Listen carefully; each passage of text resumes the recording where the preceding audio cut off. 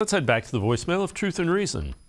Hey, Dave, Frank from Cleveland. Great show as always. I got a couple of scenarios for you. I want to just get your opinion. They say Browns are going to make a big splash in free agency. I would go after Marcus Davenport. Then I wonder if the coach, maybe somewhere we could put DeForest Buckner away from them. I'd even give a second and a fifth for the guy. I'm sure he wants to change the scenery after last year. And then I know wide receiver, Cooper, TPJ. And what about Jakeem Grant? How's he doing on his injury recovery? He would make a good slot receiver. And as always, Dave, love you, brother. Be safe, and I'll talk to you later.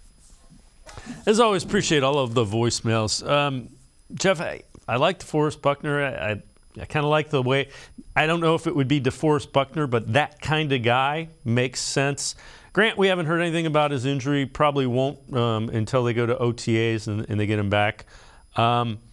He was an interesting guy. He's more like the fourth, fifth receiver. They need a second, third receiver if you're going to be running three wide receiver sets like I think they will with Deshaun Watson.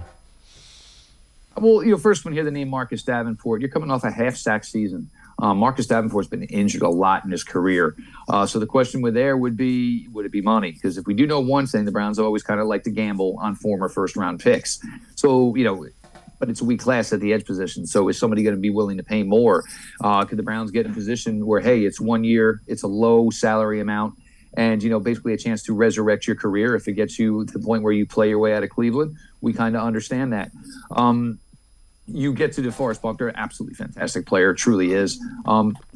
He is going to cost a ton of money. He is going to cost assets. So you want to do it? I'm in. I truly am. I'm not sure, what the asking price is. It would start with pick 42 overall. That's certainly something you're going to have to look at. But would he make that much of a difference? In my belief, absolutely. He would make a tremendous difference. A great player, consummate pro, leader. Jakeem Grant, I think people maybe got a little bit misconstrued exactly what Jakeem Grant was going to do here. And I agree with your point, Dave. That's maybe a fourth, fifth wide receiver. I think the Browns signed him more to solidify return roles. That is what their ultimate end game was with Jakeem Grant. Obviously, with him missing the entire season, but you found some bright spots. Donovan Peoples-Jones being more comfortable, being more successful, went back to being the punt returner he was at the University of Michigan. You found a little gold in Jerome Ford as a kick returner. It seemed like Jerome had basically one big kick return per week. So, with Jakeem Grant, factoring in his age, factoring in that's the Achilles, it's hard to tell, but he's going to be an uphill battle, when he gets to OTAs, when he gets to camp, because there's going to be that glutton of young receivers that the Browns are going to hope at least maybe one or two take a step up. So you have to see the way all that shakes out.